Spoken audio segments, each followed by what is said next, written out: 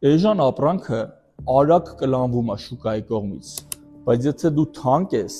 քեզ ստիպում են հիմնավորել քո ստեղծած ամեն դրվագ, դու պարտավոր ես ապացուցել քո թանկությունը, մարդիկ, սպառողները, վաճառողները, քեզանից չհիմնավորված պահանջում են, մեղադրում են, եթե դու թանկ ես, բայց հարուստ չես,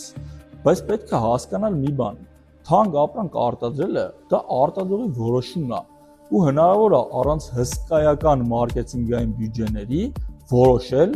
ու ստեղծել որակյալ արտադրանք։ Այդ խնդիրը հենց տեղ է առաջանում։ Դու դա անում ես, հասցնում ես սպառողին, բայց շուկայի կարծրատիպը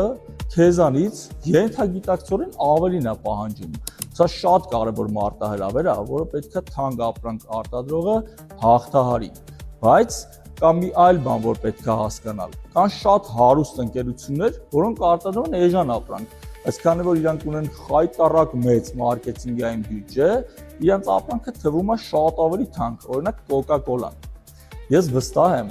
որ հնարավոր է ստեղծել շատ լավ որակի արտադրանք ու ունենալով խելամիտ արդարացված մարքեթինգային բյուջե հասնել հաջողության։